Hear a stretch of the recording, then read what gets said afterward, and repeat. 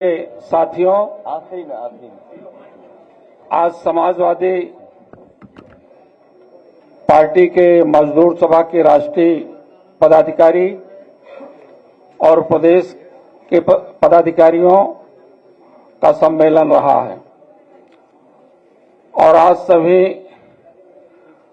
मजदूर सभा के लोगों ने संकल्प लिया है समाजवादी पार्टी के राष्ट्रीय अध्यक्ष के नेतृत्व में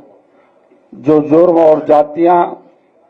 सरकार के द्वारा मजदूरों पर हो रहा है उसका मुंहतोड़ जवाब देने के लिए 2027 में संकल्पित सभी मजदूर के पदाधिकारियों को बहुत बहुत धन्यवाद देता हूं, बधाई देता हूं, स्वागत करता हूं। और साथ ही आज एक अहम मुद्दा बुंदेलखंड के झांसी जिले का है, जहां पर प्राधिकरण के माध्यम से 25,000 से अधिक किसानों की जमीनें हड़पी जा रही हैं,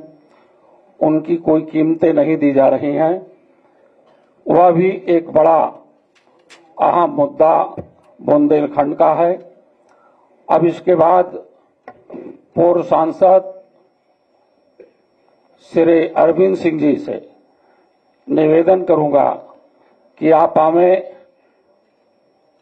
पूरे प्रदेश की नहीं पूरे देश में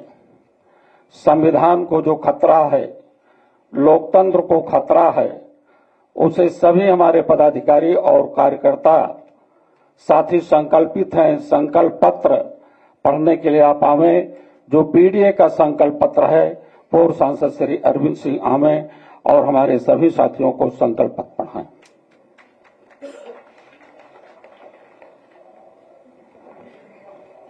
माननीय राष्ट्रीय अध्यक्ष जी, पत्रकार बंधुओं और सम्मानित साथियों, जो भी साथी सभागार में उपस्थित हैं, उनका मैं स्वागत करता हूं और पीडीए के संकल्प को आपके सम्मुख मैं बोलूंगा। उसके बाद आपको दोहराना भी है। जो मैं बोलूंगा वो आप सभी को दोहराना है। पीडीए का संकल्प, हम संकल्प लेते हैं कि सामाजिक न्याय के राज की स्थापना के लिए संविधान और आरक्षण की रक्षा के लिए जातीय जनगणना करवाकर जनसंख्या के अनुपात में सबको उनका हक दिलवाने के लिए हर एक पीड़ित, उत्पीड़ित, शोषित, वंचित, दमित, गरीब, किसान, मजदूर, पिछड़े, दलित, अल्पसंख्यक, असुरक्षित महिला व उपेक्षित युवा के रूप में पीड़ा के एक सूत्र में बंधे हुए संपूर्ण पीड़ित समाज को समान अवसर और सम्मान दिलवाने के लिए पीडीए समाज के बीच संपर्क, संवाद, सहायता के जरिए और अधिक सौहार्दपूर्ण संबंध विकसित करके स्वाभिमान और स्वमान की नई सामाजिक चेतना लाने के लिए सामाजिक न्याय के राज के संदेश दूत बनकर अपने अपने गांव, गली, मोहल्लों के हर घर तक जाएंगे और लोगों को जोड़कर हम समझाएंगे, हम सब मिलकर सामाजिक न्याय का राज लाएंगे, अपना भविष्य खुद बनाएंगे। 2027 में माननीय अखिलेश यादव को उत्तर प्रदेश का मुख्यमंत्री बनाएंगे। जन जन का कल्याण, जय जय संविधान। धन्यवाद।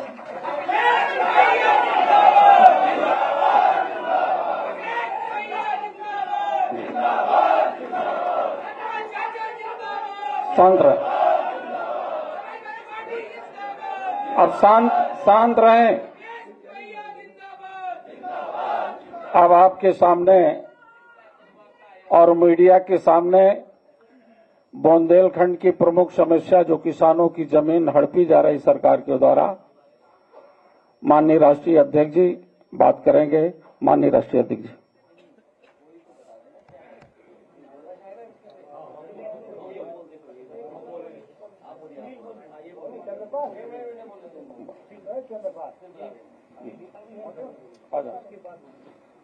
विधान परिषद में प्रतिपक्ष के नेता माननीय लाल बिहारी जी वहाँ मिले थे, ये खुद मौके पे गए थे। आगे खड़े जाओ। माननीय राष्ट्रीय अध्यक्ष महोदय, आदरणीय चाचा जी और मंच पर सभी बैठे हुए सभी हमारे पार्टी के वरिष्ठ नेतागण और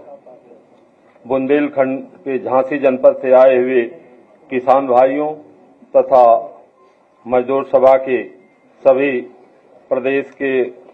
और राष्ट्रीय पदाधिकारीगण, मैं आप सबका हृदय से स्वागत करता हूं, अभिनंदन करता हूं। माननीय राष्ट्रीय अध्यक्ष जी के निर्देश पर 18 अप्रैल को एक प्रतिनिधिमंडल झांसी में किसानों की जमीन जो बीडा द्वारा औने पौने दाम पर जबरन किसानों से ली जा रही थी, उसके संदर्भ में प्रतिनिधिमंडल हमारे साथ गया था। हम लोगों ने किसानों को 2 जगहों पर, ग्राम कोटखेड़ा और राजापुर में जो तहसील बीना जनपद झांसी में पड़ता है, दोनों जगहों पर अलग अलग किसानों को इकट्ठा करा करके जिलाध्यक्ष के माध्यम से और किसानों से वार्ता की गई और वार्ता के दौरान किसानों ने अपनी समस्या को हम लोगों से बताया। जनपद झांसी में तहसील बबीना के अंतर्गत मिलिट्री छावनी का निर्माण 1960 से 1972 में कराया गया, जिसमें 52 गांवों को विस्थापित किया गया। वहां से 52 गांव के किसानों को उजाड़ करके दूसरी जगह जो है बसाया गया और उनको प्रत्येक किसानों को 5-5 एकड़ जमीन दी गई। लेकिन उस जमीन को आज तक अभिलेख में उनका नाम दर्ज नहीं किया गया और जब बीडा द्वारा उस जमीन को जो है फिर अधिग्रहण किया जा रहा है, तो जब किसानों का नाम ही उनके खतौनी में दर्ज नहीं है तो उन्हें मुआवजा नहीं मिल पा रहा है, जिससे किसान बहुत पीड़ित और परेशान हैं। एक समस्या किसानों की सबसे बड़ी समस्या यह है। दूसरी समस्या यह रही, किसानों ने जो बताया जो है कि 33 गांवों का जो सर्किल रेट है, वह सर्किल रेट जो है बढ़ाया नहीं गया 2013 से अब तक, जिससे जो मुआवजा मिल रहा है वह 9 लाख रुपया प्रति हेक्टेयर की दर से मिल रहा है, जो बहुत न्यूनतम है। इसकी सर्किल रेट जो है बढ़ाने की जो है किसानों की मांग थी। तीसरी जो किसानों की मांग थी कि प्रशासन द्वारा लेखपाल कानगो तहसीलदार को लगाकर जबरदस्ती जो है जमीन को जो है रजिस्ट्री कराने की बात जो है प्रशासन द्वारा की जा रही थी जो है, तो इस पर जो है किसान बहुत परेशान था कि हम लोग स्वेच्छा से जो देना चाहता है जमीन वह स्वेच्छा से दे सकता है, सरकार को यह अधिकार नहीं है और बीडा को यह अधिकार नहीं है कि बिना किसान की स्वेच्छा के वह जो है जमीन को जो है बैनामा करा सके।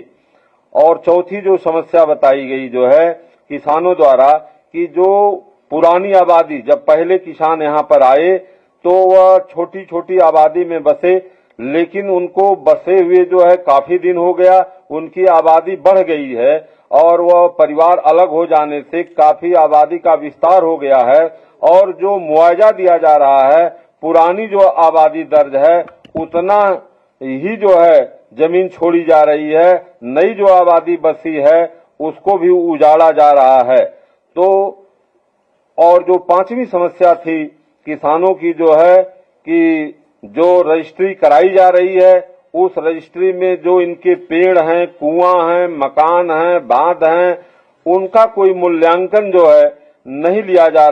जा रहा है, जिससे किसान जो है बहुत पीड़ित थे। और अगली समस्या किसानों ने ये बताई जो है कि